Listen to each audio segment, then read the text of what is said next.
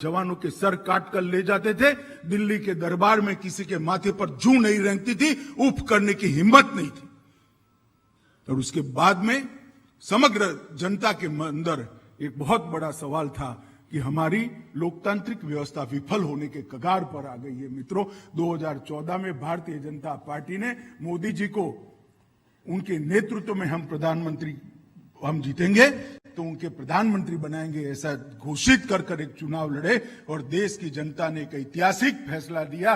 2/3 बहुमत के साथ 30 साल के बाद पहली पूर्ण बहुमत की सरकार हुई। और इसके बाद जो परिवर्तन हुआ, हम देखते हैं मित्रों, भ्रष्टाचार का नामो निशान खत्म, एक निर्णायक नेतृत्व बाहर आया, पॉलिसी पैरालिसिस खत्म हुआ, ढेर सारी पॉलिसियां बनी और देश आगे बढ़ रहा है। सुरक्षा के नाम पर अगर उन्होंने गलती कर भी ली तो उनके घर में घुसकर एयर स्ट्राइक और सर्जिकल स्ट्राइक कर दंडित करने का हौसला आज भारत का है। ये गौरव जो पैदा हुआ है जनता के अंदर, उसने वो गवाया हुआ जो आत्मविश्वास था, गवाया हुआ विश्वास था, उसको पुनर्जित करा है। आज जन जन मानता है कि हाँ, हमारा देश यही संविधान के तले, यही लोकतांत्रिक व्यवस्था के साथ आगे बढ़ सकता है और विश्व में सबसे ऊपर सर्वोच्च स्थान पर भी हम पहुंच सकते हैं। जनता का ये आत्मविश्वास पैदा करने का काम अगर किसी ने किया है तो नरेंद्र मोदी जी ने भी किया है। और मित्रों, उन्होंने फैसले भी इस तरह से लिए।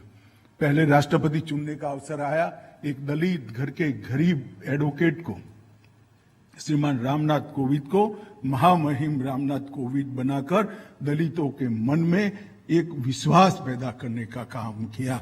और दूसरी बार जब मौका आया तो इसी ओडिशा की पावन धरती की बेटी, जनजातियों में सबसे गरीब जनजाति की बेटी और सबसे गरीब के घर में पैदा हुई द्रौपदी मुर्मू को महामहिम राष्ट्रपति द्रौपदी मुर्मू के स्थान पर विराजमान किया। आप कल्पना कर सकते हैं इस समाजों के मन में कितना बड़ा आत्मविश्वास खड़ा होता है। मैं आज ही सुबह बता रहा था एक कार्यक्रम में, मैं संविधान की सभा का पूरा अध्ययन किया है। संविधान सभा में सभी वर्गों को, सभी प्रांतों को, सभी क्षेत्रों को भी समाहित करने का प्रयास किया गया था। एक कमी रह गई थी, इसमें एक भी ट्राइबल महिला नहीं थी। ट्राइबल तो थे परंतु ट्राइबल महिला नहीं थी। आज वही संविधान ने एक दलित, एक गरीब ट्राइबल महिला को देश का राष्ट्रपति चुना है। आज लोगों को साफल्य, संविधान का साफल्य का अनुभव होता है। मित्रों, मोदी जी हमेशा इसलिए सफल होते हैं कि उनके सोचने की गति ऊर्ध्व गति है, हमेशा ऊर्ध्व सोचते हैं। जैसे दीपक की लौ हमेशा ऊर्ध्व दिशा में जाती है, इस प्रकार से मोदी जी की सोच भी हमेशा ऊर्ध्व दिशा में जाती है। मित्रों, मैं मोदी जी के साथ बहुत समय से काम किया। अंग्रेजी की एक कहावत है मित्र, blood is thicker than water.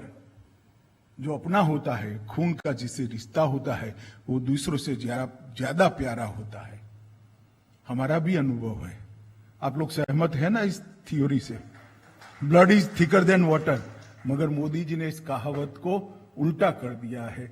उनके परिवार को कोई नहीं जानता, सामान्य आदमी का जीवन जी रहे हैं और पूरा 130 करोड़ की जनता उनका परिवार बन गई है। एक व्यक्ति अपने परिवार को भुलाकर 130 करोड़ लोगों को अपना परिवार मानकर जब जीवन का क्षण क्षण और शरीर का 130 करोड़ लोगों के कल्याण के लिए समर्पित कर सकता है, तभी मोदी नाम का व्यक्ति बनता है, तब तक नहीं बनता है।